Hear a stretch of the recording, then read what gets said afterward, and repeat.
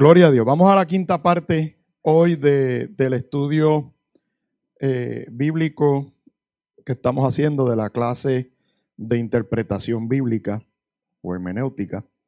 Estamos en la quinta parte hoy. Gloria a Jesús. Aleluya. Dios es bueno. Hoy vamos a entrar a las principales fuentes de traducción del Nuevo Testamento. La semana pasada vimos someramente por lo menos dos de las principales fuentes de traducción del Antiguo Testamento, y si usted recuerda hablamos del texto masorético, recordando que los masoretas fueron quienes le pusieron los signos de puntuación a la escritura hebrea antigua, y eso ocurrió entre los años 500 y 1000 después de Cristo, y lo hicieron con el interés de proteger el texto. Recuerde que ya después de Cristo, incluso desde antes, varios siglos antes, ya la lengua hebrea estaba quedando un poco en el olvido y se había mantenido solamente para las clases sacerdotales y algunas castas judías. Y entonces con la helenización o la llegada del imperio griego, más adelante pues ya la lengua griega fue la que fue dominando, y posteriormente pues los masoretas sintieron de parte de Dios preservar el texto hebreo puntual, le llaman los punteadores, ¿se acuerdan? Que le pusieron la vocalización, porque los signos de puntuación. Y hablamos también que el origen de los masoretas, el nombre viene del hebreo mesoret, que significa tradición. Y hablamos también que los masoretas vivían en una vida monárquica. La monárquica es un monasterio. También hablamos de la fuente de interpretación más común del Antiguo Testamento, que eran los rollos del Mar Muerto. Inicialmente fueron 7 rollos que encontraron en el año 1946, pero luego en los próximos 10 años aparecieron muchos manuscritos adicionales, y hoy día tenemos un total aproximado de 972 manuscritos de los rollos del Mar Muerto. Se cree que estos 972 rollos fueron escritos entre los años 250 antes de Cristo al año 66 después de Cristo.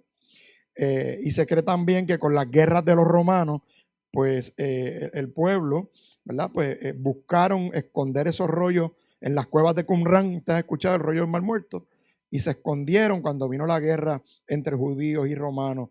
Así que esos rollos se escribieron en hebreo aramizado, el contenido. Fueron con letras unciales que aprendimos la semana pasada, que son letras ¿qué? Mayúsculas. ¿Te acuerdas? El ejemplo de la empanadilla. Así que sin acentos ni signos de puntuación. Así que un 30% de los rollos del Mar Muerto, hablamos también, estaban escritos en arameo occidental, o sea, el galilaico, que era la lengua que hablaba ¿quién? ¿Quién hablaba en Galileo? ¿Quién? Jesús. Esa era la lengua que se hablaba, ¿verdad que sí? Y entonces los rollos del Mar Muerto podemos decir que se dividen en 5 grandes grupos, siendo el primero, pues, las Sagradas Escrituras de la Tanakh, ¿verdad que sí? Los libros o la Biblia hebrea, entiéndase todo lo que es la Biblia hebrea, y faltan los libros de Esther y de Nehemías. Son los únicos 2 libros del Antiguo Testamento que no están en los rollos del Mar Muerto. Incluye también comentarios sobre los libros de la Biblia hebrea. Incluye también oraciones de la comunidad de Qumran, ¿verdad? De cómo ellos vivían, entonces incluía también calendarios, para que usted vea que no solamente se encontraron manuscritos del Antiguo Testamento, se encontraron muchas cosas también. Es interesante que la comunidad del Qumran no seguía el calendario judío, siendo ellos judíos tan rajatabla, como decimos acá nosotros. Ellos utilizaron el calendario solar. Fíjense qué interesante. Y también aprendemos mucho de las reglas de la comunidad del Qumran. Ellos eran bien disciplinados y consagrados a Dios. Por ejemplo, tenían grandes reglas de pureza. Pues al dormir, antes de dormir se bañaban, antes de comer se bañaban, por ejemplo. Tenían muchos rituales puritanos, se bañaban más que mucha gente moderna hoy en día. Hay que mandarlos a bañar porque no les gusta bañarse. Dice que hasta 5 veces al día se bañaba esa gente. Estos son datos para usted, ¿verdad? Esto no viene en el examen, como dicen. Pero ellos buscaban diferenciarse de otras culturas utilizando el agua como ritual o mecanismo de purificación. Para esa comunidad en Qumran, el agua simbolizaba para ellos limpieza, transformación, pureza. Así que se alimentaban de langosta y pescado, ¿verdad que sí? ¿A quién se le parece eso? Juan el Bautista. Se dice que de Juan el Bautista fue parte en un momento dado de esa comunidad, aunque no vivió necesariamente juntamente con ellos. Así que, pero fíjense qué interesante, la comunidad de los Rollos del Mar Muerto creían en el matrimonio y hay datos históricos que habían matrimonios que vivían en esas comunidades, pero no era muy frecuente. O sea que el celibato no era un mandato para ellos. También hablamos de la Septuaginta, ¿se acuerdan? Que es la traducción, es la primera traducción del hebreo antiguo al griego. La primera, y eso es bien importante. Y les estoy dando los 3 documentos más importantes que traducen el Antiguo Testamento de la Biblia que tú y yo tenemos. ¿Ok? Los 3 más importantes. La Septuaginta, los rollos del Qumran o los rollos del Mar Muerto y el texto masorético. De ahí sale el Antiguo Testamento que tú y yo tenemos hoy en día aquí. Y hablamos que la Septuaginta se puede decir que fue el primer acercamiento de Dios al mundo gentil. Porque hebreo al griego, ¿verdad que sí? Se tradujo en bloques de libros. Primero la Torá, luego los libros proféticos y luego, ¿verdad?, los próximos libros. También hablamos que la importancia de la Septuaginta es que de las 350 citas del Antiguo Testamento que hay en el Nuevo Testamento, ¿quién se recuerda cuántas vienen de esa versión? 300. De las 350 citas del Antiguo Testamento que hay en los escritos del Nuevo Testamento. Así que mire lo importante que es esa traducción. Entonces hoy, ahora vamos a entrar a la fuente más fidedigna que sostienen la traducción que tú y yo tenemos hoy en día en nuestras manos. ¿Y por qué es importante esto? Porque cuando estudiamos interpretación de la Biblia, hay que tener presente que una de nuestras recomendaciones fundamentales, que yo he dicho desde el día número 1, es que a la hora de tú sentarte a estudiar la Biblia, a interpretar un texto, utilices más de una ¿qué? ¿Más de una qué? Una versión de la Biblia. Ese es fundamental. A la hora de tú sentarte a hacer hermenéutica, interpretar un versículo, tú no te debes casar con una sola versión. La teoría lo que propone es que debemos tener entre 3 a 5 versiones de la Biblia distintas para enriquecer nuestro crecimiento. Yo respeto a aquel que se casa con una versión y no lee más ninguna, pero yo recomiendo siempre, ¿verdad?, que estudiemos un poco más. Y entonces el reto grande que tenemos es que a la hora de escudriñar y entrar a hacer hermenéutica, pues nos vamos a encontrar con que las Biblias, en adición a sus diferencias en el lenguaje, ¿verdad que sí? Que vamos a encontrar, y en adición a las diferencias en el tipo de traducción, porque hablamos que hay la traducción literal, la traducción semántica o equivalencia dinámica, que es la interpretación del texto para darnos el sentido. Que traducción literal, habíamos hablado que era un ejemplo, la Reina Valera en todas sus ediciones, desde la Reina Valera antigua, Cipriano de Varela y Casiodoro de Reina, para acá, ellos tradujeron literal la Biblia. Y se ha mantenido esa tradición. La Reina Valera nueva, de que salió en el 2020, tiene algunos cambios, pero en esencia mantiene en su inmensa mayoría la traducción literal. Y entonces hablamos que la traducción semántica o equivalencia dinámica es la que tú y yo tenemos, que te interpreta o te da el sentido del texto. Así que en adición a todo eso, vamos a encontrarnos de que algunas Biblias aparentan tener versículos de menos. ¿Y por qué eso es importante a la hora de estudiar? Y cuando tú estés haciendo tu interpretación, cuando el Señor te ponga a estudiar la Biblia y tú estés haciendo hermenéutica y tú te vas a un verso que tú quieres estudiar y quieres leer y te vas a otra Biblia que te dice, este verso no estaba en los manuscritos antiguos, o te encuentras Biblias que sencillamente no lo tienen.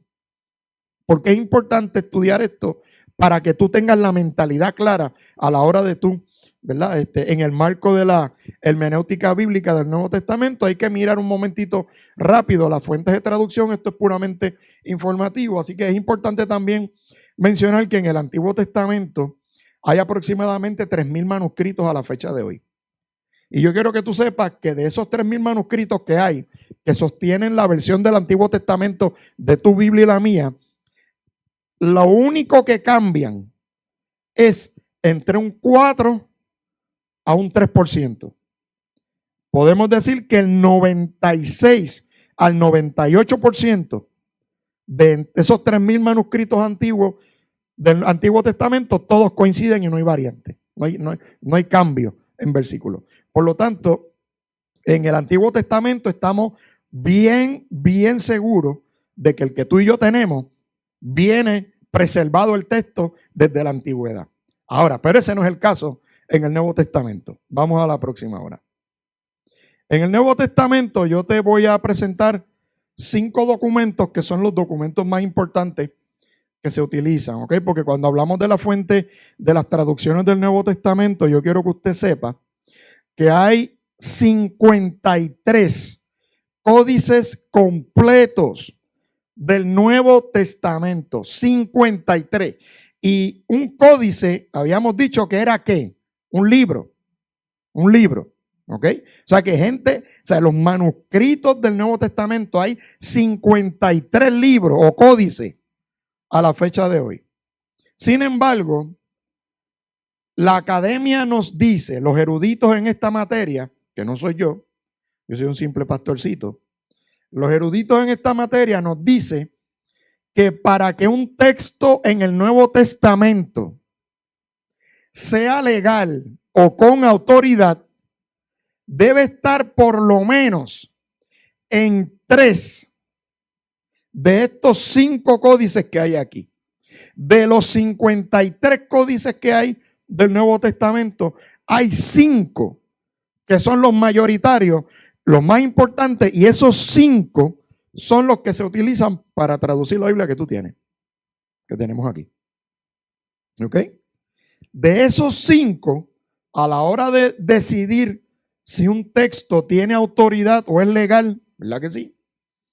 O entiéndase ¿verdad? Que está más cerca de los originales, tiene que aparecer en por lo menos 3 de estos 5, el texto. ¿Ok? Así que estos que les vamos a discutir ahora, pues se copiaron bien antiguos, son los más antiguos que hay. Se transcribieron en forma íntegra de otros códices que ya no están, de otros manuscritos que desaparecieron. Como ustedes pueden ver ahí, los primeros 2 se copiaron en el siglo IV, alrededor del año 300 y pico después de Cristo. Los otros 2 se copiaron entre aproximadamente los años 400 después de Cristo. El quinto que podemos ver ahí fue más o menos en el año 500. Amén. Así que les voy a mostrar ahora una fotografía de los códices. Y estos son fotos que, ¿verdad?, se extraen de un libro con autorización de mi profesor, de uno de mis profesores. Pero eso es una foto literal del códice. Entonces, se llama el Códice Vaticano y fue posiblemente copiado en Egipto, ¿verdad?, o en Cesarea de Filipo. Tiene 734 páginas y está escrito en 3 columnas, letras unciales, hecho en pergamino. Se descubrió aproximadamente en el año 1669 al 1800 después de Cristo. Este códice tiene toda la Biblia y el Antiguo Testamento, y la copia utilizó la Septuaginta que hablamos ahorita para los libros del Antiguo Testamento. El nombre, ¿de dónde viene el nombre? Porque hay gente que dice, pastor, eso es del Vaticano, ahí está el diablo metido. Ahí está el diablo, por eso a mi Biblia le faltan versículos, porque ahí se metió el diablo.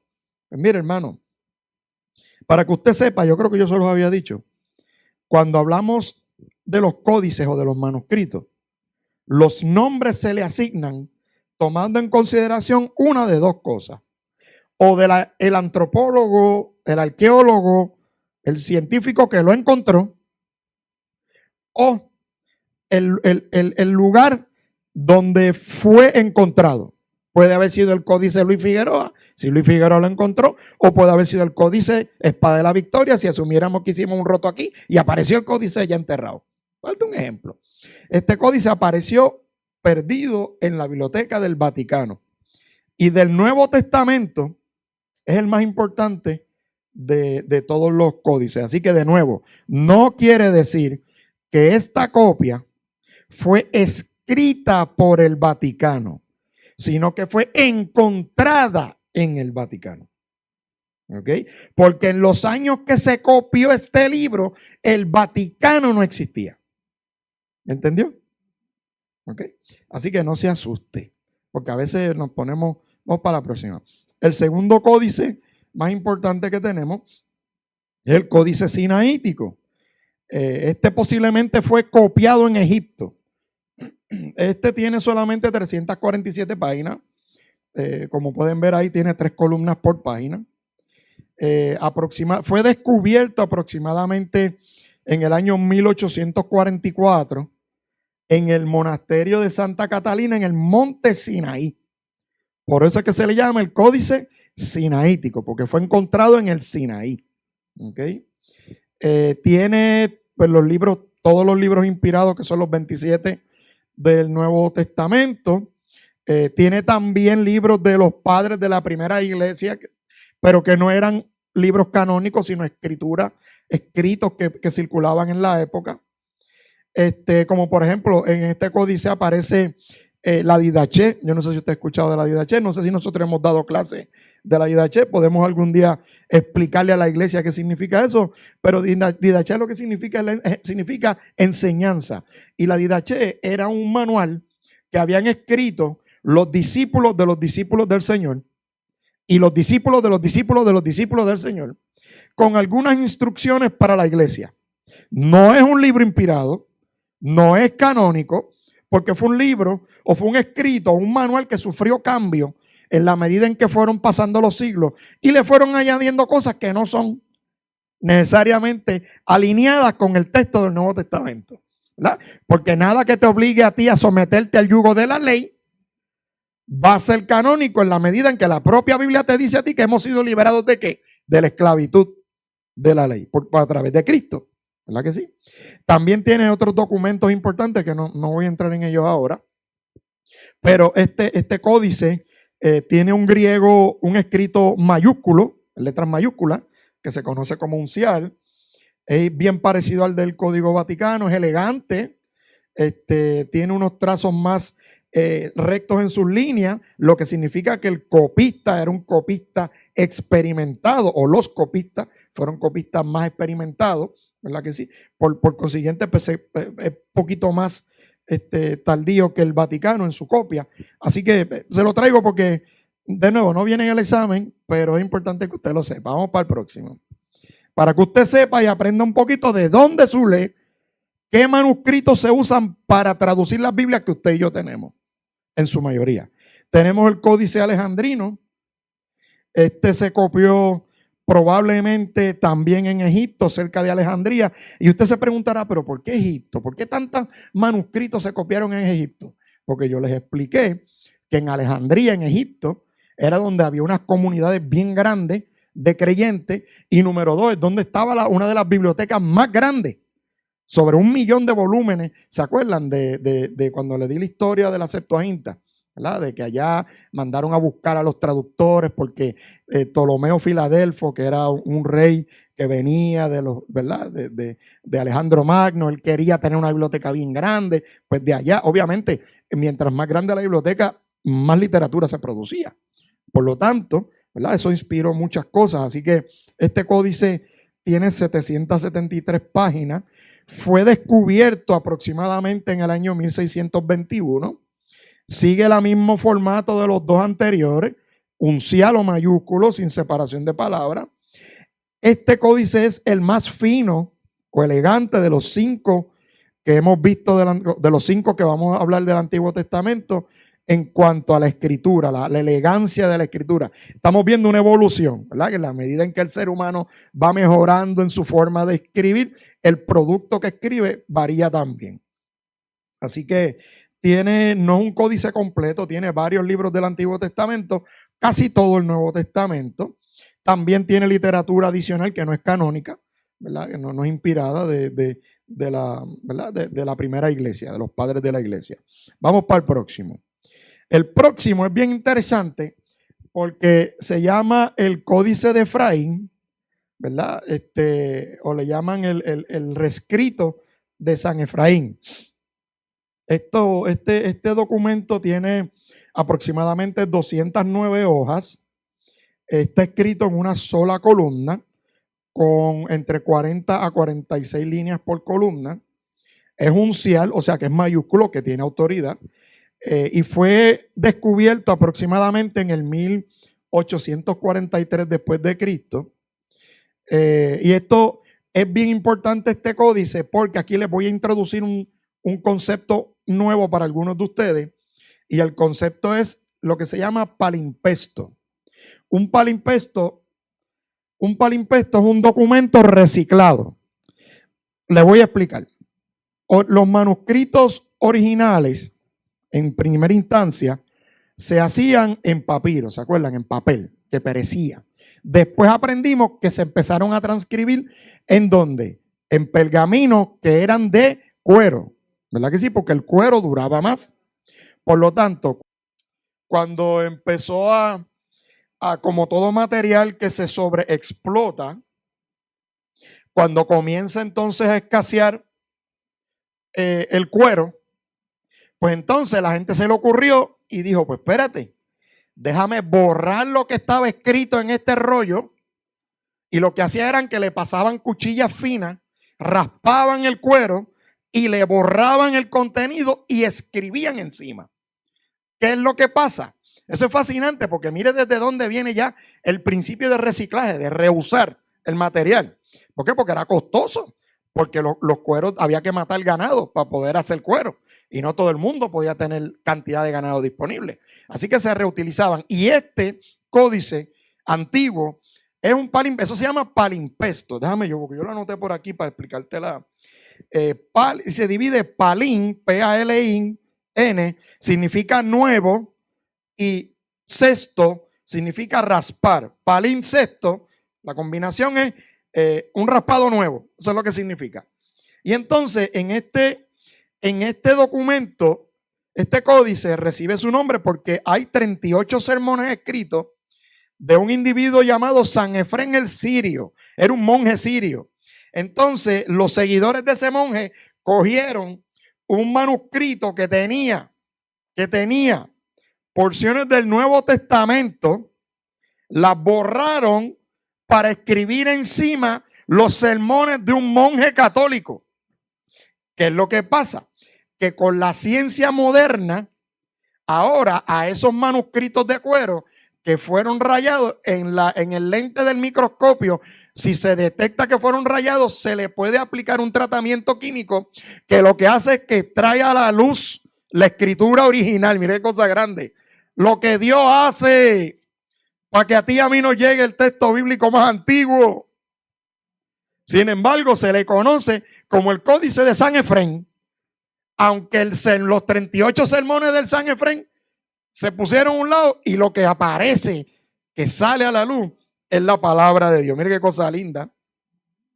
Se cree que contenía la Biblia completa, aunque hasta este tiempo lo único que ha sobrevivido son 64 hojas del Antiguo Testamento.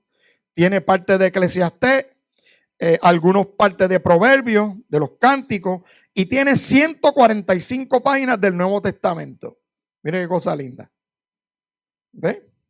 Así que es bien importante este documento, ¿verdad? Porque al parecer el que escribió el palimpesto usó varias fuentes y todas coinciden excelentemente. Así que, ¿cómo llegó hasta nosotros este documento?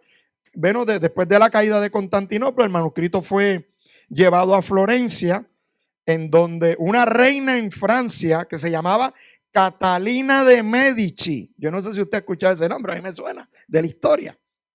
Esa reina en los años 1500 cogió el documento. Mire lo que Dios hace para preservar la palabra. Coge el documento, se lo llevó a París y lo colocaron posteriormente en la Biblioteca Nacional Antigua de Francia. Para que usted siga peleando con la gente por las versiones. ¿Usted ve lo que Dios hace? Vamos para la próxima. El último documento que utilizamos como fuente para las traducciones del Nuevo Testamento. Hay otros documentos que vamos a discutir, pero estos son los 5 principales. Se llama el Códice de Bezae. Este códice contiene 206 hojas. Es escrito en 2 idiomas, en griego y en latín. Es el único códice que existe que es bilingüe. El texto griego es con letras unciales y tiene una columna en griego y una en latín. Fue descubierto aproximadamente en el 1581. Su nombre sale de don Teodoro de Beza, que fue amigo personal y sucesor o discípulo, nada más y nada menos que de don Juan Calvino. ¿Ok? Un hombre importante de Dios. Así que este códice solamente tiene los 4 evangelios, algunos versículos de la tercera epístola de Juan, tiene parte de los hechos de los apóstoles y se conserva completo el evangelio de Lucas. Y mire qué antiguos son esos documentos. Vamos para el próximo. Y entonces hay otro documento también. Recuerde que usted y yo no nos tenemos que memorizar esto. Lo que tenemos es que tener una idea general. Para cuando usted esté estudiando su Biblia, usted sepa de que esto no son traducciones que se las sacaron del aire. Esto viene de un estudio, ¿verdad? De muchos siglos. Y de eso vamos a continuar hablando. Hay un documento muy importante también que tiene que ver, es una fuente importante en las traducciones del Nuevo Testamento y se llama el texto recibido o el Textus Receptus de don Erasmo. Vamos para la próxima. El texto recibido y este documento genera esta es la pelea que hay, porque es que a nosotros los evangélicos nos encanta pelearnos por bobadas. Y siempre hay una garata por algo. Hay una pelea, que si la falda versus los pantalones, ¿verdad que sí? Siempre hay una pelea, que si el maquillaje o el no maquillaje. Pues ahora hay una pelea también, no de ahora, de mucho tiempo, de la versión de la Biblia. Que si la versión Reina Valera viene de aquí, de este documento es que sale la traducción de la Reina Valera del 60 y muchas anteriores, incluso de los 1569 por allá abajo. ¿Okay? Así que, ¿qué es el texto recibido? Es un documento, una traducción realizada por Erasmo de Rotterdam. Es la primera traducción completa del Nuevo Testamento al griego original. ¿Por qué es importante? Porque antes de que Erasmo trabajara este documento, lo que habían eran las cartas de Pablo, los evangelios, las cartas de Pedro, había el libro de los Hechos, habían documentos que no estaban todos compilados y traducidos en un solo documento. Y eso fue lo que hizo don Erasmo. ¿Okay? Él publicó en Basilea en el 1516, prácticamente haciendo lo mismo que hacen los científicos de la crítica textual. Y don Erasmo fue un sacerdote católico muy respetado por su conocimiento del idioma griego y del latín. Así que él fue uno de los precursores también de la Reforma Protestante, por cuanto sus escritos fomentaron la lectura y la meditación de la Biblia en el lenguaje popular. ¿Okay? Así que es importante aclarar que el texto recibido no es un manuscrito como los 5 que acabamos de ver. No es un manuscrito, es una traducción. Bien importante, porque no se le puede dar el mismo nivel de autoridad al texto recibido, que es una traducción de un hombre, a los manuscritos antiguos, ¿ok? Que fueron escritos por los primeros copistas de la iglesia. Así que es importante que sepamos que este documento se le nombra texto receptus o texto recibido, no porque sea un texto que bajó del cielo y porque eso viene con un halo de divinidades. No, la razón por la cual este documento se le conoce como el texto receptus o el texto recibido es porque en el año 1663, cuando el documento se publica en forma de libro pequeño, de bolsillo, para que la gente lo pudiera llevar más cómodamente, esa publicación, la casa editorial que hizo esa publicación de ese documento, se llama la familia Elsevier en Holanda. Y esa familia, como parte de la promoción de ese documento, escribieron en la portada o en la contraportada del documento, escribieron en la traducción, escribieron lo siguiente: con esto el lector tiene el texto que ahora es recibido por todos. Eso es todo. Entonces, nos peleamos hoy en día en las iglesias que si la Reina Valera, utilizó el texto recibido como parte de la traducción, ¿verdad? Don Cipriano de Varela y Casiodoro de Reina utilizaron este documento para traducir la Reina Valera, ¿verdad? La que posteriormente se conoció como la Reina Valera. Y entonces muchas veces cuando decimos el texto recepto, el texto recibido, hermano, se le llama texto recibido porque la casa que publicó el libro le puso este texto es para que sea recibido por todos. Y lo vendían a un precio súper barato para que todos pudieran tener en la lengua griega el Nuevo Testamento. Eso es todo. No es porque es un texto que fue bajado del cielo, no implica ninguna divinidad ni nada de eso por el estilo. Vamos para la próxima.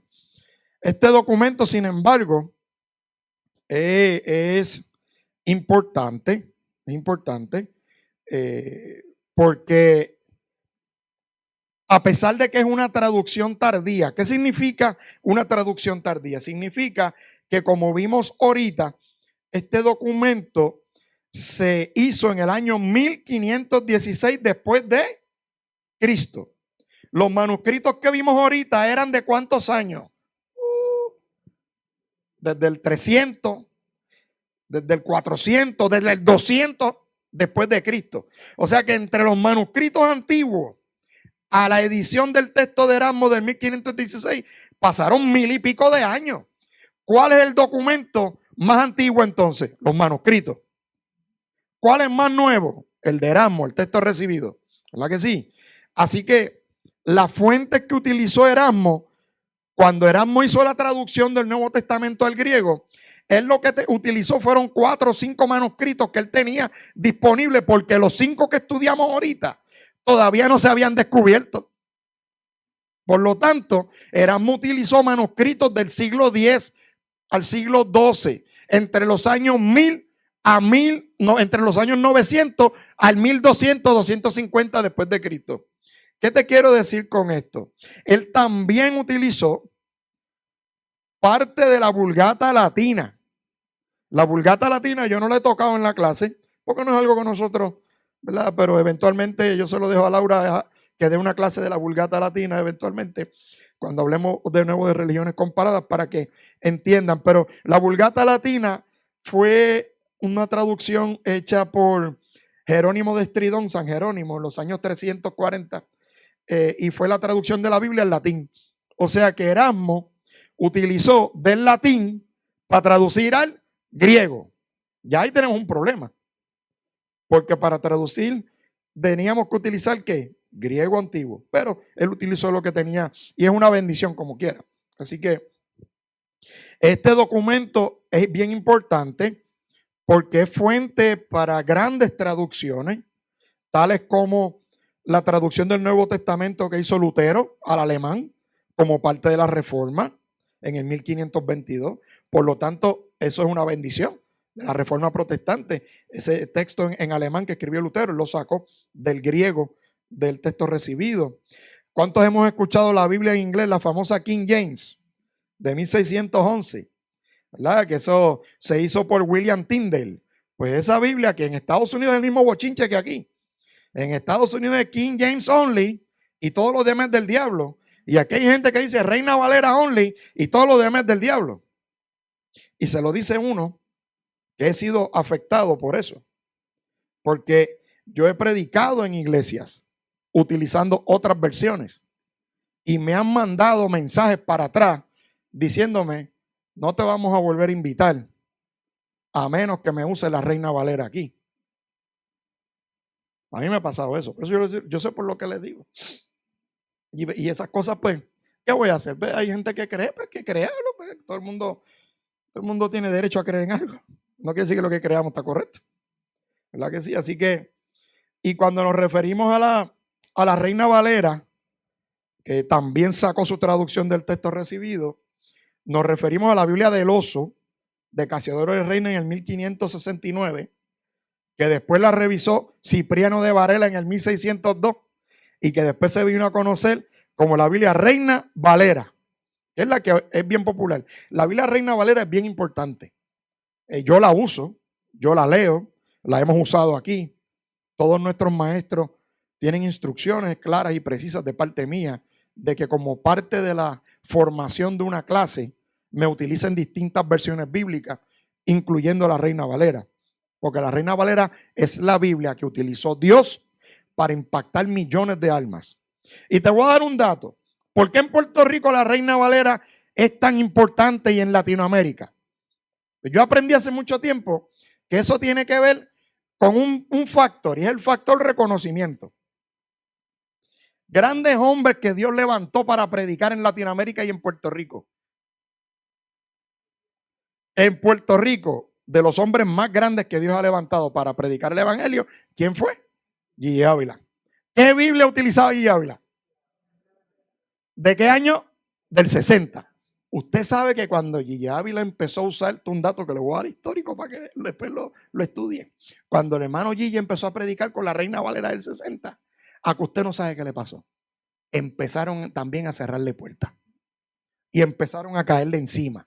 ¿Usted sabe por qué? Porque antes que saliera la Reina Valera en el 1960, en Latinoamérica y Puerto Rico se utilizaba la Reina Valera del 1909. Y las primeras iglesias que se fundaron en Puerto Rico usando la Biblia Reina Valera 1909. Cuando se levanta ese hombre de Dios y trae otra traducción, se formaron revoluciones, ¿sabe? Eso está en la historia. Formaron bochinche. Y él siguió para adelante con la Reina Valera. Y ahora el problema que tenemos es que hay otras versiones y nosotros que somos predicadores y pastores de otras versiones también, nos caen chinches también. Eso es parte de esto, hermano. Por eso hay que amar a Dios y amar a los hombres. El texto recibido sufrió muchas revisiones después. Y hay un montón de cosas que podemos hablar del texto de Erasmo, un montón de cosas, que no voy a entrar en eso ahora. Pero ha pasado como 6 revisiones posteriores. Así que, vamos para la próxima. ¿Dónde está el revolú aquí con la hermenéutica bíblica? Apareció Don Nocello la Biblia. Hace tiempo no aparecía Don Nocello. Y Don Nocello tiene cara como enfogonado. Porque él nos está diciendo que a su Biblia le faltan textos. Lamentablemente eso es una realidad con la que tenemos que vivir. Usted está estudiando su Biblia tranquilamente en su casa, practicando lo que aprendió de hermenéutica. Y cuando la compara con otras versiones dice, adiós, pero espérate, ¿qué pasó aquí? Esta Biblia tiene unos textos y esta no tiene otros. También usted va a la librería y hay gran variedad de Biblias de versiones y usted va allí y usted no sabe qué comprar. Y cuando usted le pregunta al empleado, el empleado típicamente le va a decir, llévese la Reina Valera 60 porque es la más que hay. Y el hecho de que sea la más que haya no significa que es la mejor, es que la casa editora que la publica tiene mayor alcance. ¿Verdad que sí? Sí, hermano, porque estas Biblias le han tirado. A estas Biblias que nosotros usamos, bueno, olvídese eso. De que son diabólicas para abajo, usted no tiene idea de lo que dicen. Hay que ser bien bravo o bien brava para atreverse a decir que la palabra de Dios es del diablo, hermano. Eso hay que tener, mire, los pantalones y la falda bien puestos para decir una cosa como esa. Es una poca vergüenza. No tiene que estar de acuerdo conmigo, esa es mi opinión. Así que esto ha generado mucha controversia. Ya yo le dije todo esto. Es que, hermano, a veces yo me pongo notas para acordarme qué cosas contarle. Así que, pero después de todo, no se me asuste, porque a su Biblia no le faltan textos. No le faltan. Vamos para la próxima. Eso se conoce como el fenómeno de variantes textuales. ¿Ok? Es importante aclarar que a las variantes textuales se les conoce como diferencias en la redacción. No son errores, porque nuestras Biblias no tienen errores. Es una realidad histórica con la que tenemos que bregar. Y las variantes textuales parten del análisis de la crítica textual. Amén. Así que cuando decimos que las variantes textuales son diferencias en la redacción, permítame aquí. Quiero aclarar que las variantes textuales, la academia las llama como errores en la transmisión del texto, No son errores en el contenido del texto. Usted sabe hacer la diferencia entre una cosa y la otra, ¿verdad? Una variante textual es un error en la transmisión o copia del texto, no en el contenido del texto. Vamos con calma, porque me voy a tomar un tiempo aquí. Porque esto es bien importante a la hora de estudiar su Biblia. ¿De dónde surgen las variantes textuales? Surgen cuando un copista, porque acuérdense que las Biblias que nosotros tenemos son copias de copias de copias. Por lo tanto, surgen cuando un copista hace alguna alteración en lo que está copiando, ¿ok? O reproduciendo. Y esas alteraciones que hacen pudieron haber sido alteraciones accidentales, por eso es que se llama error en la forma de escribir, no en lo que se escribe, ¿verdad que sí? Y una alteración accidental, por ejemplo, el copista pudo haber unido palabras, pudo haber cambiado una letra por otra, provocando sin querer que el sentido de la palabra cambie, o quizás cometió el error de dividir una palabra que antes se escribía junta, te la escribe separada. ¿Okay? También los copistas pudieron haber hecho alteraciones intencionales. Fíjese, que son, por ejemplo, armonizar pasajes paralelos. Por ejemplo, en los evangelios sinópticos. ¿Alguien sabe cuáles son los evangelios sinópticos? Mateo, Marcos y Lucas. Juan no es sinóptico. Sinóptico significa que comparten en común. Usted se da cuenta que si usted lee Mateo, Marcos o Lucas, usted va a encontrar versículos idénticos en los tres, exactamente iguales. Pues yo quiero que usted sepa que históricamente eso ocurre porque los que copiaron la escritura se aseguraron de que en los tres evangelios dijeran exactamente lo mismo. ¿Para qué? Para que el mensaje llegara. El evangelio de Juan es el único que no tiene, no se considera dentro de los sinópticos. Es que a mí me fascina esto. Hermano, es que la Biblia es maravillosa. Bendito sea el Señor. Y a su nombre gloria por habernos dado un regalo tan lindo. ¿Ok? Así que, por ejemplo, los copistas pudieron haber hecho alguna revisión de ortografía y gramática. A lo mejor insertaron comentarios o notas aclaratorias en las orillas de las páginas. Y en breve vamos a hablar un poquito más de esto, de qué es lo que provoca los errores, porque yo necesito que usted esté claro. Acuérdese, esto no viene en el examen, pero es para que usted lo sepa. Así que, de nuevo, el texto bíblico no tiene errores. La Biblia no tiene errores. Es un texto fidedigno, ¿ok? Por eso se le llaman variaciones textuales. Así que te voy a dar ¿por qué la Biblia no tiene errores? Te voy a dar un ejemplo de lo que pudiera ser un error si la Biblia tuviera errores. Te voy a dar un ejemplo. Imagínate que la Biblia te dijera en una parte que Jesús es el Hijo de Dios nacido a través de María, ¿verdad que sí? Pero más adelante en otro libro de la Biblia te dice que no, que Jesús no nació de mujer, sino que bajó de una nube del cielo y ya llegó hecho hombre. ¿Qué es eso? Es un disparate. Eso es lo que se llama un error. ¿La Biblia de nosotros tiene ese tipo de errores? No. La Biblia a lo largo de los 66 libros es consistente. Y es una cosa que solamente Dios la pudo haber hecho. Como un libro que se compiló en aproximadamente 1600 años no tiene errores. Es una misma línea. El Cristo que te profetiza el Antiguo Testamento te aparece en el Nuevo Testamento tal como te lo dijeron que iba a llegar. Y es el mismo Cristo que va a volver.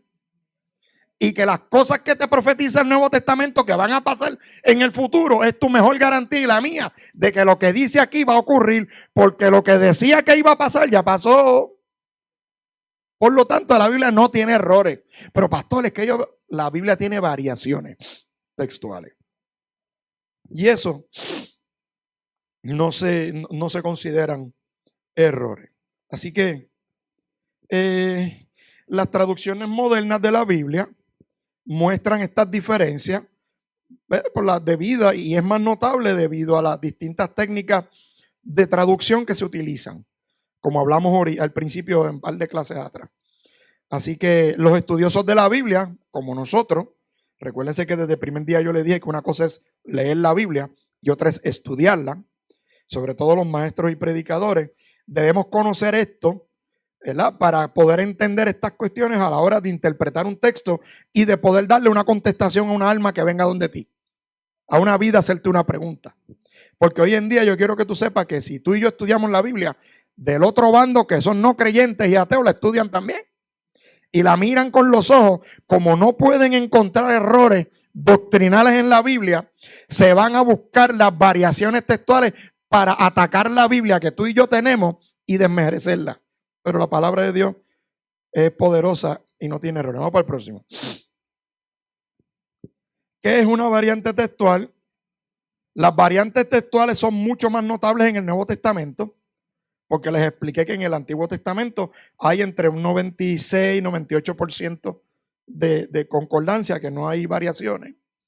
Así que el consenso que existe generalizado es que el texto bíblico fue copiado cuidadosamente por la gente que se aseguró de preservarnos ese texto. La mayoría de las variaciones que hay hoy en día son triviales, no involucran doctrina. ¿Ok? Y no ponen en peligro absolutamente nada. Se dice que en los textos del Nuevo Testamento la evidencia indica que el Nuevo Testamento que tú y yo tenemos ha sido bien estable a lo largo de los siglos. Por lo tanto, estos cambios que usted puede ver en las Biblias nuevas, que te dicen estos versículos no estaban en las versiones antiguas y esto, pues hay algunas Biblias que son más dramáticas, que te los cortan, pero yo les voy a dar unas recomendaciones ahorita sobre eso. Así que la realidad histórica y los hechos son que las lecturas de los manuscritos antiguos coinciden notablemente con los manuscritos, o sea, son coincidentes entre todos. Así que el principio que tú y yo hemos aprendido a lo largo de toda esta clase es que mientras más viejo o antiguo es el manuscrito que se utiliza para traducir la Biblia, ¿qué hemos aprendido? Que suele ser más fidedigno.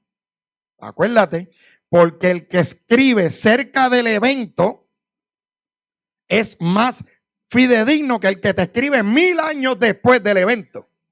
¿Verdad que sí? Es un principio que es hasta lógico. Yo no entiendo cuál es la dificultad con entenderlo en la academia y en otra gente.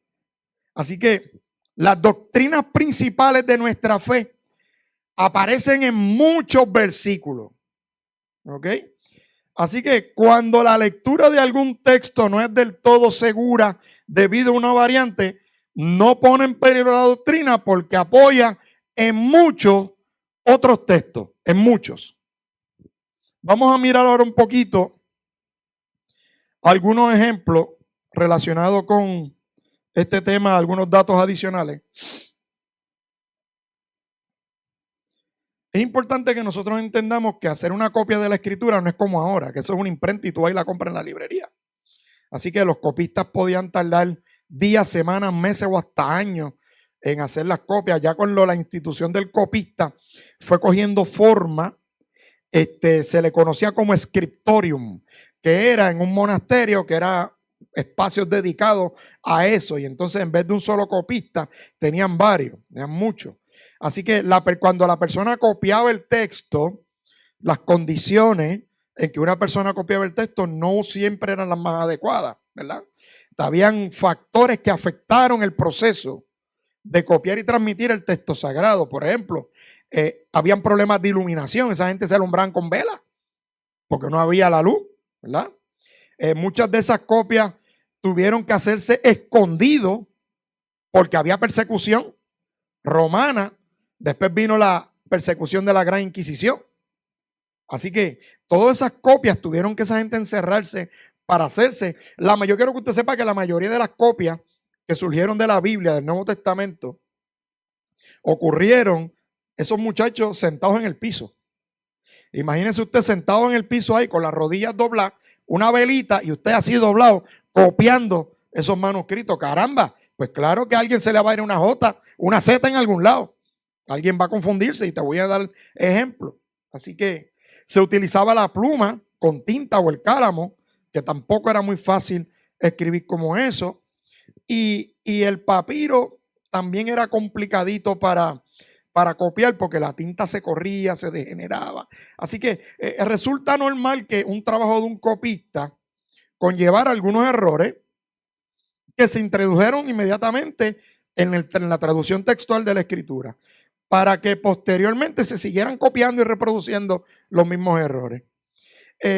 Al principio, los primeros manuscritos del Nuevo Testamento comenzaron a circular por medio de lo que se llama copias caseras. Y Pablo a los Colosenses, hay un verso bien lindo que dice, que lo puse ahí: cuando ustedes hayan leído esta carta, háganla llegar a los que se reúnen en la Odisea, para que también ellos la lean y ustedes a su vez lean la carta que yo les envié a ellos. ¿Que usted se cree que los hermanos de la Odisea le regalaron para adelante la carta sin copiarla? Claro que no, hermano, el sentido común te dice que no. Por consiguiente, la primera iglesia copiaba las cartas de Pablo y las seguían circulando. Así que esto es fascinante. ¿Tú sabes por qué?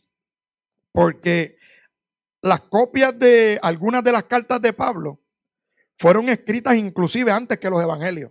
¿Ok? Así que esto es interesantísimo. Así que vamos a mirar ahora las variantes en la transmisión del texto. Se pueden dividir en dos: las variantes involuntarias y los cambios deliberados. Vamos a mirarlo rápido. Vamos a mirar los cambios involuntarios del copista. Eso se llama errores relacionados con la vista.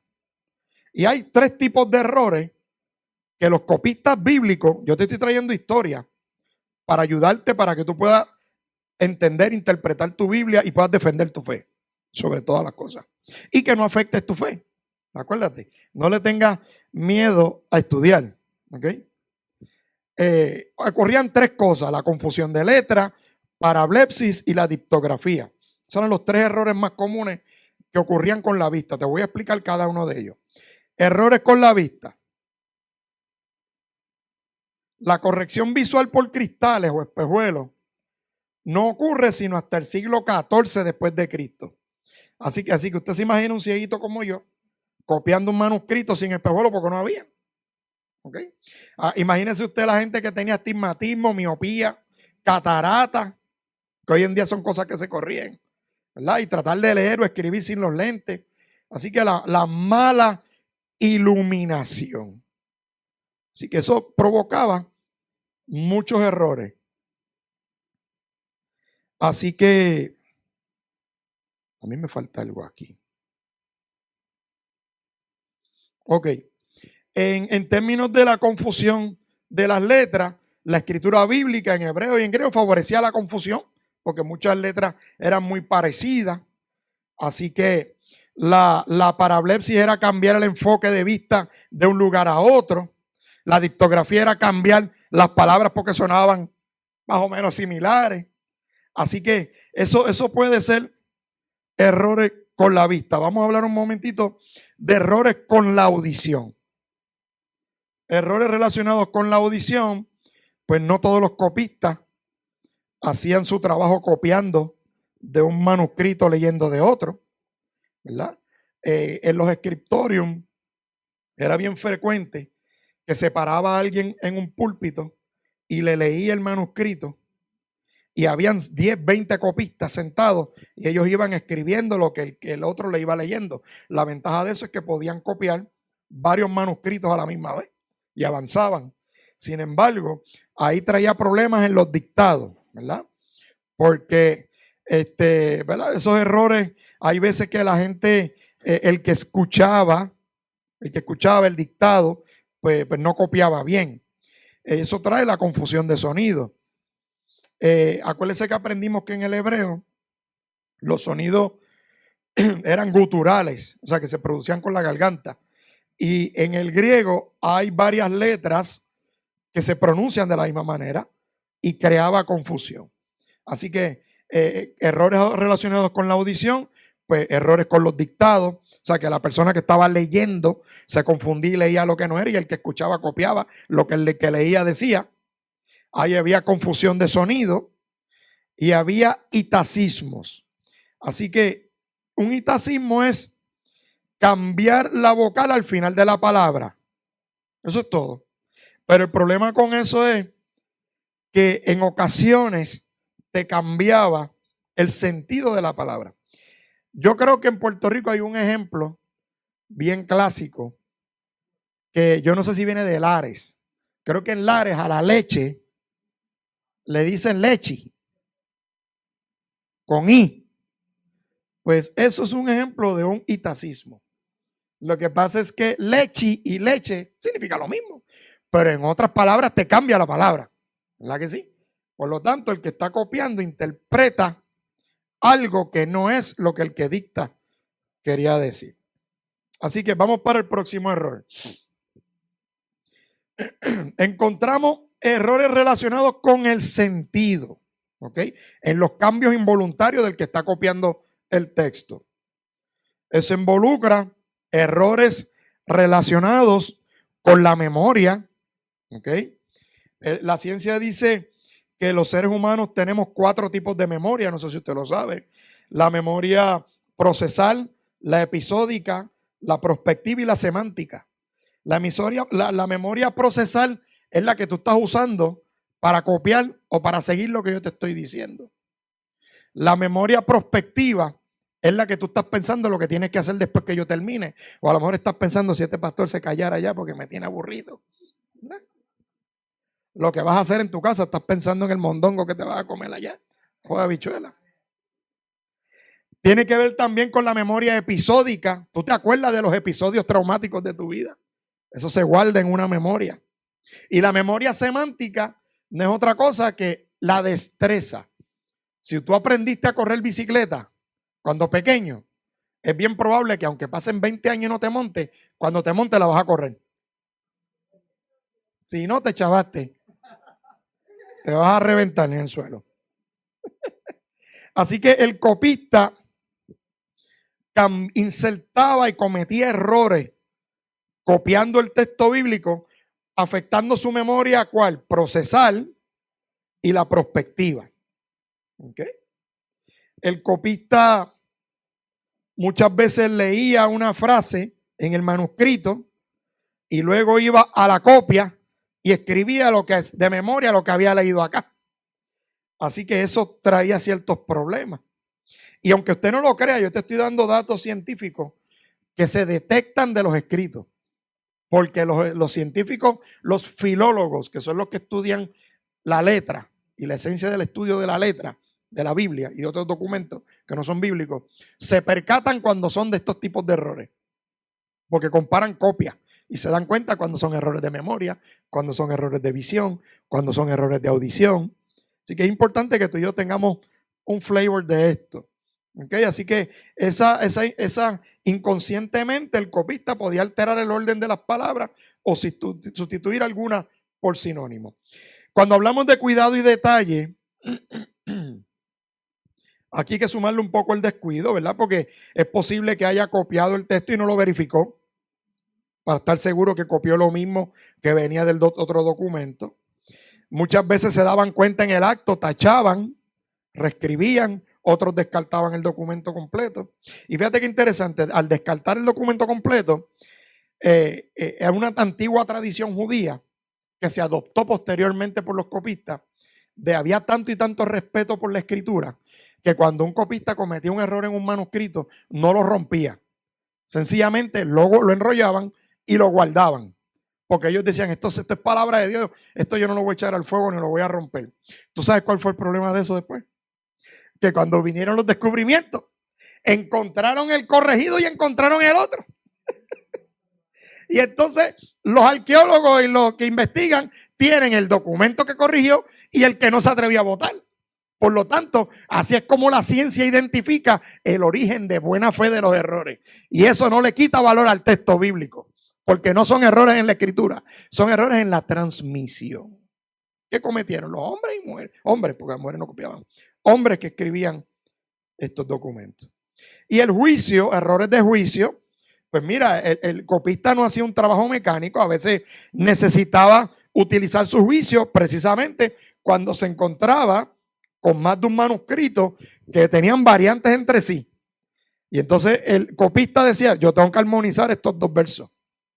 Y los armonizaba. Y al armonizarlo en ocasiones cometía errores también.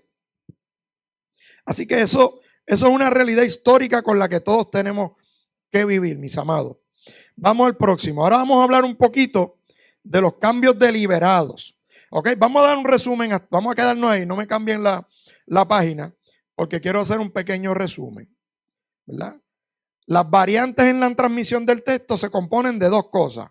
Cambios involuntarios o errores del copista y cambios voluntarios, que es lo que vamos a estudiar ahora. Hablamos que los cambios involuntarios cometieron errores ¿con qué? Con la vista, ¿verdad que sí? Confundían letras, cambiaban palabras. Así que, ¿eso pecado? No, eso es historia. ¿Ok? Cambiaban el enfoque porque cambiaban la mirada. También escuchamos que habían errores ¿con qué? Con la audición. Estamos repasando los errores involuntarios. Errores en la audición. Y el error principal a veces venía del que dictaba el manuscrito para que los copistas escribieran. Este cometió un error al dictarle una palabra que no era, y si habían 20 copistas, eran 20 manuscritos que salieron con el error que dijo esta es la palabra. Había confusión de sonido, porque muchas palabras se hablaban en griego con expresiones guturales y en el hebreo también. Que el que está escuchando, a lo mejor usted está copiando cosas que yo estoy diciendo y al final del camino, si usted vuelve y escucha la grabación, va a encontrar que cometió un error escribiendo en sus notas. Eso mismo le pasaba a los copistas. Exactamente lo mismo. Así que otro error involuntario que acabamos de estudiar, errores con el sentido, con la memoria, con el cuidado y el detalle, porque así como habemos algunos de nosotros que no tenemos cuidado en lo que hacemos, pues muchos copistas no tenían cuidado. Errores de juicio. Así que ahora yo quiero que hablemos un momento de los cambios intencionales o deliberados. Así que los cambios deliberados, el que copia el texto bíblico por diferentes razones, creía que era oportuno cambiar algo en el texto para aclararlo, para hacerlo más fácil su lectura, otras para complementarlo o para corregirlo con el fin de evitar malas interpretaciones, de acuerdo a su propio juicio. Eso es lo que pasa, eso es historia, eso es lo que ha ocurrido. ¿Ok? Así que se conoce como cambios en la ortografía, gramática o estilo de la lengua, armonizaciones y asimilaciones añadidos para complementar el texto. Y ahí es donde hay controversia, en los añadidos sobre todo. Así que cuando hablamos de ortografía, gramática o estilo, pues el copista se sentía con la autoridad suficiente para cambiar una palabra extraña por una más moderna, que es lo mismo que hacemos ahora, porque usted, cuando leemos el Calcañar, ¿verdad que sí? En el Génesis, es el ejemplo que yo más. Usted no mide en codos, ¿verdad? Usted mide en codos. ¿Usted sabe cómo medir en codos? ¿Verdad que no? Yo no sé cómo medir en codos. Yo tengo dos y no sé cómo usarlos bien. Mucho menos los voy a usar para medir. Usted mide en pie. Usted mide en pulgadas, en centímetros, en metros. Pues ahora las traducciones, lo mismo pasaba con los copistas. ¿Ok? Así que cuando hablamos de armonizaciones o asimilaciones, un ejemplo de esto, como le dije ahorita, son los evangelios sinópticos. Lo vemos también en las citas que hay en el Nuevo Testamento del Antiguo Testamento, que ya en la medida en que se fueron haciendo más copias, se aseguraron que las citas que se escribían del Antiguo Testamento se pasaran íntegramente igual, que no hubieran variaciones. ¿Ok? Así que cuando hablamos de añadido para complementar el texto, en ocasiones los copistas percibían conflictos en el sentido de alguna frase o palabra en el contexto o el momento en que se copió el texto bíblico. El copista trataba de hacer el versículo más lógico. Te voy a dar un ejemplo. Hay versiones antiguas, hablando de la creación, que leen de la siguiente manera: completó Dios el día séptimo la obra que había hecho y descansó el día séptimo. ¿Verdad que sí? Aquí tenemos un versículo dividido en dos partes. La ciencia que estudia las escrituras de la Biblia nos dice que en la primera parte del verso que dice completó Dios el día séptimo es el escrito antiguo de la parte de Génesis de la creación. Esa parte del versículo. La segunda parte que dice completó la obra que había hecho y descansó el día séptimo. La ciencia nos dice que eso es un texto añadido para aclarar el otro. La pregunta que nosotros nos tenemos que hacer ¿es eso un problema para nuestra fe? Que el que copió la escritura, el antiguo dijo, completó Dios el día séptimo, y el que vino después le añadió la obra que había hecho y descansó el día séptimo. ¿Hay algún problema con eso, hermano? Ninguno. ¿Te compromete la doctrina? Para nada, porque la doctrina te enseña que la creación el día séptimo, Dios descansó. Esa es la esencia. Y ese es un ejemplo que te estoy dando de cómo cuando tú lees tu escritura, hay veces que tú vas a notar alguna redundancia en los escritos. Como que en el versículo primero te dice una cosa y en el próximo que viene después de ese te la aclara. Cuando tú veas esa mecánica en tu Biblia, cuando tú la estás estudiando, date de cuenta, por favor, que si tú lees un versículo e inmediatamente el próximo te aclara el anterior, con toda probabilidad. Con toda probabilidad. Y si la ciencia así lo ha identificado, se trate de una aclaración del copista para que el verso sea más fácil de entender. ¿Me van entendiendo? Amén. Cuando hablamos de, ¿qué más? Ya cubrimos esta parte. Vamos para la próxima. Vamos para la próxima. Aclaraciones de dificultades históricas o geográficas. En ocasiones los copistas hicieron pequeños cambios para aclarar las ubicaciones. La fusión de lectura, el copista podía utilizar más de un manuscrito. Cuando el copista podía detectar que habían dos manuscritos con frases similares, pero no iguales, las pasaba ambas, resultando en oraciones largas y en ocasiones redundantes, que es lo que te acabo de explicar. Eso tú lo ves en Marcos capítulo 6, 33. Llévatelo para que lo estudies. Un ejemplo de fusión de lectura. Marcos capítulo 6, verso 33. Para que tú veas que hay una parte que en la Reina Valera que te dice, llegaron antes que ellos y se juntaron a él. Es una redundancia, ¿verdad? Y cuando hablamos de aclaraciones históricas, anótate y para que lo estudies en tu casa, Isaías 36, 7. Para que tú veas que te dice que el lugar de adoración fue en Jerusalén. Pues esa parte, esa aclaración del lugar de... ¿Qué pasó aquí? No me cambiaron la... Isaías 36, 7 en el Antiguo Testamento te explica dónde fue el lugar de adoración, que fue en Jerusalén. Lee el pasaje y vas a entender lo que te quiero decir. Un ejemplo de fusión de lectura lo vas a ver en Marcos 6, 33. Llévatelo para que lo estudie con calma. Y los cambios por motivos doctrinales, el copista podía tener ante sí lecturas que entendían que eran sujetas a mala interpretación, que se podían sacar de contexto, que eran ambiguas o que tenían errores desde un punto de vista doctrinal. Así que un ejemplo lo vemos en Lucas capítulo 2, versículo 33. Anótalo.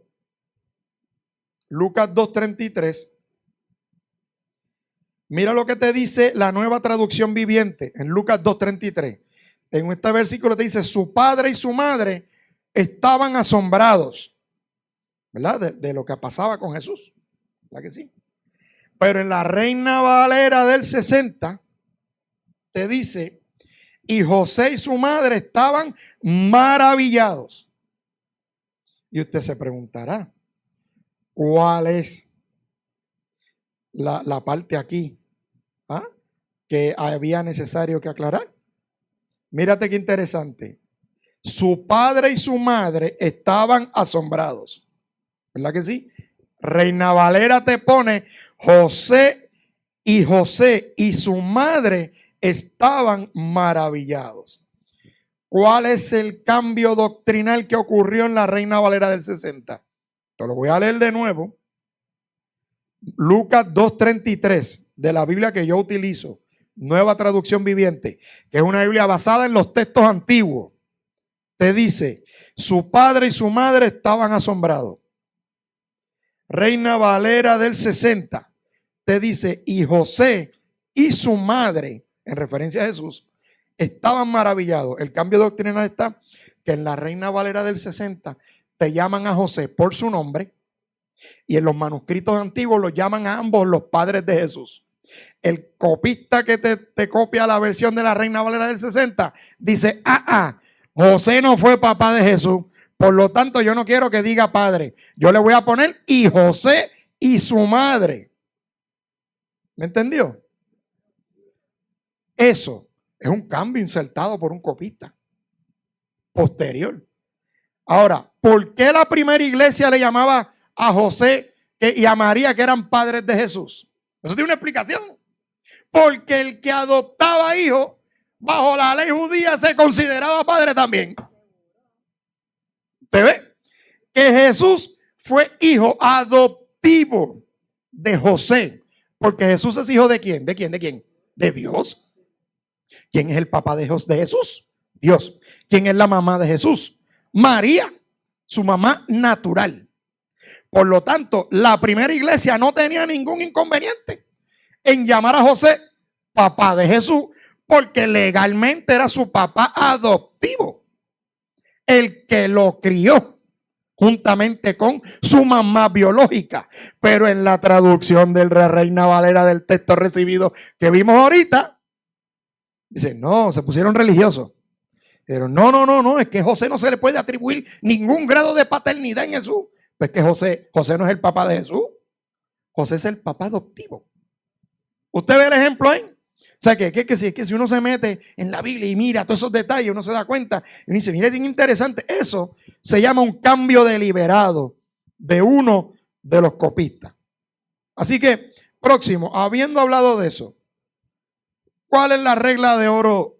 Mi regla de oro a la hora de mirar los variantes textuales. Mi regla de oro es que yo no descarto ninguna. Yo no descarto ninguna Biblia. Porque esta tenga más versos, esta tenga menos, yo no descarto ninguna. ¿Tú sabes por qué? Y esto es bien espiritual, esto es bien sencillo. Porque si la te voy a dar otro ejemplo. ¿Cuántos nos hemos gozado con el escrito del paralítico de Betesda? Del estanque de Betesda. Que bajaba un ángel y movía las aguas de tiempo en tiempo. Y el ángel se iba y cuando las aguas se movían, había que meter la gente, se sanaba. Yo he predicado de ese verso donde gente se ha convertido. Me meto ahí, no se asuste. Pero después cuando nos ponemos a investigar, el ángel que baja del cielo y mueve de las aguas no aparece por ningún lado en los textos antiguos. Pero aparece en los textos modernos. La pregunta es, ¿por qué para mi regla yo no lo descarto? Porque si está en la Biblia que usted y yo tenemos hoy en día, es porque el Espíritu Santo entendía y entiende que es necesario que esa narrativa esté ahí. Y es de mucha bendición. Porque sea que el agua la mueva la fuente, la mueva un chango que se estaba bañando en el agua, o la mueva un ángel, el asunto no es el ángel, el asunto es que ocurrían milagros. Ahí es que está la bendición del texto. Que la gloria se la lleve el Señor por los milagros que hace. Y cómo la fe de la gente metieron a ese hombre. Digo, no lo metieron porque hubo una interacción con Jesús. Que yo siempre he dicho que ese paralítico era puertorriqueño. Ay, Señor, llevo 30 y pico de años aquí y nadie me mete en el agua. El Señor lo metió en el agua. No, el Señor, es que el Señor es así. Es meterte yo, papá, te vas a meter tú. Levántate y vete. Coge para allá. El poder de Jesús, coge para allá, vete, métete allí. Para que tú veas cómo vas a quedar sano. Así que, hablando un poco del texto crítico, ya estoy terminando. Me quedan 2 o 3 más. Cuando hablamos del texto crítico, no tengo quien me meta en el estanque, ay padre. Por eso es que yo no creo en las guaguas en la iglesia. Como pastor, Una vez una persona me dijo, pastor, ¿por qué tú no compras una guagua para buscar los hermanitos? Y mi contestación fue, porque hay otros hermanitos que le pueden dar pon. Ay, es que no tengo quien me lleve a la iglesia. Mentira el diablo. Mentiras del diablo. Entonces, ¿sabes lo que pasa? Que entonces va a venir el ganso. Y me va a llamar el pastor para que me venga a buscar. Y no es porque es que no quiere gastar gasolina.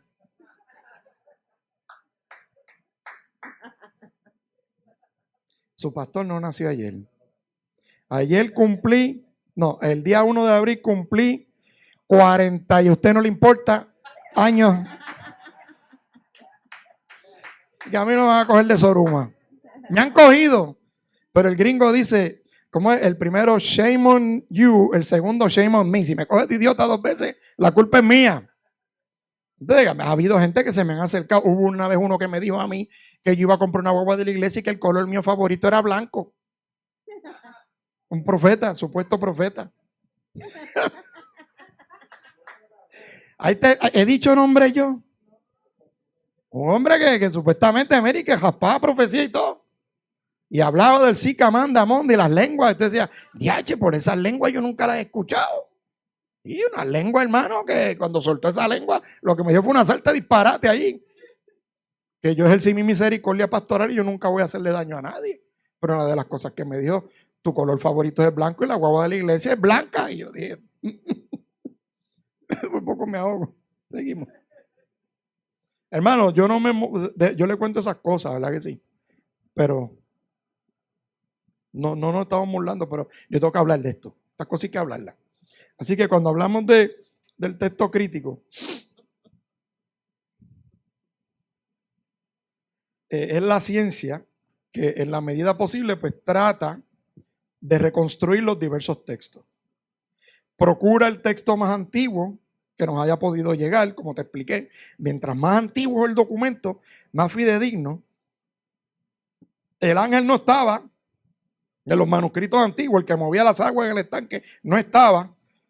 Pero si el Espíritu Santo quiere que la Biblia que yo tenga ahora tenga el ángel, gloria a Dios. Porque es un ángel, no es un demonio. Por lo menos. Y por ir para abajo, ahí no, lo importante no es ni el ángel ni el agua. Lo importante es la fe del hombre y el poder de Cristo, cómo lo sanó. Eso es lo que importa el texto. Así que indaga de la historia de la transmisión del texto bíblico. Así que lo que interesa de la crítica textual no son las posibles fuentes, sino la forma final de su redacción. Recordemos que, como hemos aprendido, que el proceso de copiar la escritura, hermano, es una realidad. Cuando tú estás estudiando tu Biblia, tú tienes un documento que es una copia de copia de copia de copia de copia de copia. Y en esas copias todo el mundo, mucha gente metió la mano, mucha gente insertó cosas que están ahí porque el Espíritu Santo quiere que estén ahí. Y hay que amar y respetar todas las versiones bíblicas. Lo único que yo no respeto es las versiones apócrifas, que ya lo hemos dicho. Los libros que no son inspirados son libros que estaría bufiado leerlos, pero no son para hacer doctrina ni para hacer espiritualidad. Algunos no vale ni la pena leerlos porque son tan fantasiosos. Eso es como leer una historia de Messenger. Diache, que me tira mondongo ahí. Perdón, hermano, déjeme usar mejor otro ejemplo más moderno. Ayúdenme, por favor, algo más moderno. Sáquenme de Messenger. De los Avengers, gloria a Dios. Gracias, Angelito. Este Angelito, este no fue el del estanque, ¿sabes? Este Angelito es de aquí. Este está aquí en persona. Este en persona. Y entonces, pues una historia de Avengers que tú te quedas, ¿qué es esto? ¿Verdad? Pero yo no respeto ese texto. El no canónico no tiene mi respeto. Tiene mi curiosidad. Porque después que tú llegas a un grado de estabilidad en la fe, tú lo puedes leer. Y tú fíjate, hay algunos que son históricos, ya lo hemos aprendido. Así que próximo. La crítica textual investiga el porqué de las alteraciones o cambios en la transmisión del texto. Promulga la exactitud de la traducción bíblica basada principalmente en la antigüedad de los manuscritos. Acuérdate, esa es la realidad. Esa es la realidad. El objetivo, acercarse lo máximo posible al original. Entonces, el estudio del texto de una manera crítica, que es lo que nosotros hacemos, porque nosotros usamos versiones que vienen del texto crítico, que son estas versiones que nosotros tenemos modernas. Versiones que vienen del texto recibido o el texto receptus es la Reina Valera del 60. Es ahí la gran batalla casi apocalíptica que hay entre los chismes de la iglesia. De usted ve que congregaciones solamente usan Reina Valera del 60 o algunas obligan a la gente a usar Reina Valera del 60 y otras congregaciones como la nuestra, que somos gente que estudiamos la palabra de Dios y nuestro norte es enseñarla, predicarla, amar la palabra, amar al que me la dio y servirle a Dios, donde nosotros aquí hay libertad. Yo te tengo que admitir que a mí Dios me movió al texto crítico cuando yo era pastor de jóvenes con Brenda. El segundo, porque fue uno de los pastores el que empezó a traer algunas porciones, pero el primero que se tiró con todo y zapato full al texto crítico fui yo, que yo tengo una Biblia paralela, Reina Valera del 60, nueva versión internacional. Déjeme decirle, la nueva versión internacional es bien rajatabla. Esa te corta los versículos. Las versiones que tú y yo tenemos ahora te los dejan y te ponen una nota al calce que se llama el aparato crítico y te dice, este versículo no aparece en los manuscritos. Busque esas Biblias, porque esas Biblias a mí me encantan porque respetan el texto. La nueva versión internacional no me gusta mucho porque te lo corta y tú te quedas como que confundido. ¿Pero por qué me cortaron esto? Ni siquiera me explica. Así que yo fui el primero que me tiré en mi iglesia con toy tenis, porque Dios me habló un día y me dijo, no te quiero usando más la Reina Valera. Eso fue hace montones de años atrás. Eso fue en el 2004, por ahí abajo. Saque cuenta. ¿Por qué? Porque todos estos años Dios estuvo trabajando y preparándome para yo estar delante de usted dándole este curso hoy y poderle hablar. Así que el estudio del texto crítico para nada no quebranta la Biblia, no mutila la palabra, no le sigue el juego al diablo, porque de eso nos han acusado, no crea confusión en el pueblo, no mata a nadie y no viene de influencia pagana. Hoy en día hay unos versículos que les encanta a la gente sacar de contexto. Apocalipsis 22, 18 al 9. Anótalo, porque te lo sacan de contexto. Apocalipsis 22, 18 al 9. Dice, yo declaro solemnemente a todos los que oyen las palabras de la profecía escritas en este libro. Si alguien agrega algo de lo que está escrito aquí, Dios le agregará a esa persona las plagas que se describen en este libro. Y si alguien quita cualquiera de las palabras de este libro, de la profecía, Dios le quitará su parte del árbol de la vida y de la ciudad santa que se escribe en este libro. Pues tú sabes qué, ese verso es para el libro de Apocalipsis nada más. No me uses ese versículo para justificar y decir que las Biblias que tienen variaciones textuales son del diablo. Porque si hacemos una hermenéutica correcta, como vamos a ver a partir del domingo que viene, que nos vamos a meter en la ciencia de la hermenéutica ahora a profundidad, y usted va a ver textos comparados, usted se va a dar cuenta en dónde sacamos de contexto. Eso es para el libro de Apocalipsis, no es para el resto de la Biblia. Y entonces me sacan Deuteronomio capítulo 4, versículo 2. La Biblia dice, ahora Israel, escucha con atención los decretos y las ordenanzas que estoy a punto de enseñarte. Obedécelos para que vivas y para que puedas entrar y poseer la tierra que el Señor Dios de tus antepasados te da. No agregues ni quites nada a estos mandatos que te doy. Simplemente obedece los mandamientos del Señor tu Dios. ¿Qué te doy? Nosotros no le estamos quitando nada a los mandamientos. La Biblia suya y la mía, sea Reina Valera del 60, o sea, tienen lo mismo. Por lo tanto, ese verso tampoco aplica. No me lo saque de contexto ni me lo extrapole, porque ahí no hay variaciones textuales, pero te usan esos versículos para asustar a la gente para que no lea otras Biblias. Mateo 5, 18. Mírate esto. Mateo 5, 18, les digo la verdad, hasta que desaparezcan el cielo y la tierra, no desaparecerá ni el más mínimo detalle de la ley de Dios hasta que su propósito se cumpla. ¿Quién está desapareciendo aquí la ley de Dios? No se está desapareciendo. Que hay una realidad, que hay versiones de la Biblia que tienen textos que fueron añadidos posteriormente. Sí, Lo acabamos de estudiar. Para eso llevo 1 hora y 15 dándote esta clase. Para darte el trasfondo histórico para cuando tú estés haciendo tu hermenéutica en tu casa, estudiando tu Biblia, comparando tus versiones, porque si yo, como tu pastor, te estoy diciendo que compres y tengas entre 3 a 5 versiones de la Biblia en tu casa, lista, sea en papel o en computadora o en celular. A mí me gustan más las de papel, pues soy un poquito más anticuado. Acuérdese, yo nací en el 1900, no es problema suyo. Y entonces, pues entonces, para que tengas varias versiones, yo te tengo que explicar, porque me vas a venir a preguntar, pastor, y aquí mira esta que dice esta, y mira esta que dice, yo te tengo que dar, y por eso te estoy incluyéndote estos temas dentro del curso de hermenéutica. Por eso. Dicen en 2 de Corintios capítulo 3, versículo 6, la letra mata, ese te lo he dado 1000 veces. Ya eso es cuando Juan 5:39 te dice que escudriña en la Biblia. Así que hay gente que yo he visto que dice, no, yo uso más que la Reina Valera porque es del texto recibido, porque las Biblias modernas vienen de Alejandría. Una vez yo escuché un disparatero que dijo, vienen de Alejandría, y todo eso que viene de Egipto viene contaminado. Inmediatamente me acordé de Natanael, que habló de Jesús lo mismo en Juan capítulo 1, verso 45 al 46. Cuando dice que Felipe fue a buscar a Natanael y le dijo, hemos encontrado a aquel de quien Moisés y los profetas escribieron. Se llama Jesús, el hijo de José de Nazaret. Nazaret, exclamó Natanael. ¿Acaso puede salir algo bueno de Nazaret? Si pelaron al Señor Jesús, que te pelen a ti por usar otra Biblia. Siéntete orgulloso en el nombre del Señor, porque estás estudiando.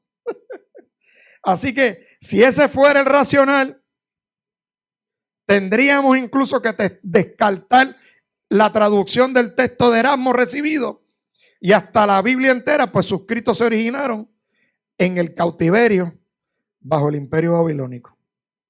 Grandes escritos bíblicos, la tradición oral. Ángel había hecho una pregunta la otra vez de por qué Job fue el primer libro que se escribió. ¿Se acuerdan? La semana pasada la historia dice que fue Job el primer libro que se escribió. Y como me quedan unos minutos, ya yo terminé. Dámela el otro slide. Y ya con esto nos fuimos. Y como tengo unos minutitos, a ver, ¿me quedan cuántos? Me quedan 10. El libro de Job se pone por escrito primero, históricamente, de los análisis que se le hacen a los textos del libro del Antiguo Testamento. En la clase anterior yo te puse la lista de los libros del Antiguo y el Nuevo Testamento con sus fechas posibles de escritura. Y vimos que en el Antiguo Testamento el primer libro que se puso por escrito fue el de Job. Y eso tiene una explicación, y es la siguiente. Y es que cuando se recuerdan que hablamos de la tradición oral, que esa tradición venía bajando, y se recuerdan que estudiamos que hubo cosas que Moisés escribió. ¿Se acuerdan? Que hay rollos que dice que el Señor lo mandó y que habían rollos, habían escritos de Moisés. Pero no todo el Antiguo Testamento estaba escrito completo. ¿Qué es lo que pasa? Que en el año aproximadamente 539 antes de Cristo entra el imperio babilónico y se conoce como el exilio de Israel en Babilonia. Eso fue un tiempo bien fuerte para el pueblo de Dios, bien difícil, porque les habían destruido su templo, le destruyeron su identidad, y el pueblo de Israel empezó, mientras estuvo en el cautiverio, en el exilio babilónico, se empezó a preguntar su mera existencia y la propia existencia del Dios que los llamó. Eso es lo que dice la historia. ¿De qué cosa linda?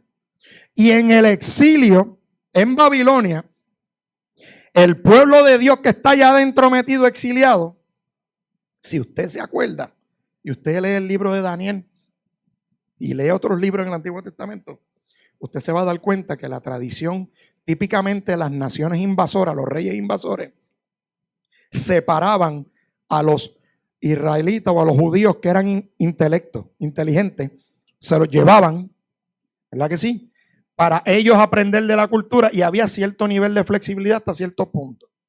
Pues Israel empezó a cuestionarse su propia identidad, porque usted sabe lo que es un pueblo que viene de grandes victorias, con Saúl, el rey David, Salomón, la construcción del templo, Israel como identidad, como nación, con rey en la tierra, con el tabernáculo, el templo, wow, el Dios que abrió el mar rojo, el Dios que tiró las plagas de Egipto. De pronto se levanta este tipo de Babilonia y ha masacrado a medio mundo y quema los templos. Hermano, cualquiera se pone a pensar, ¿verdad que sí?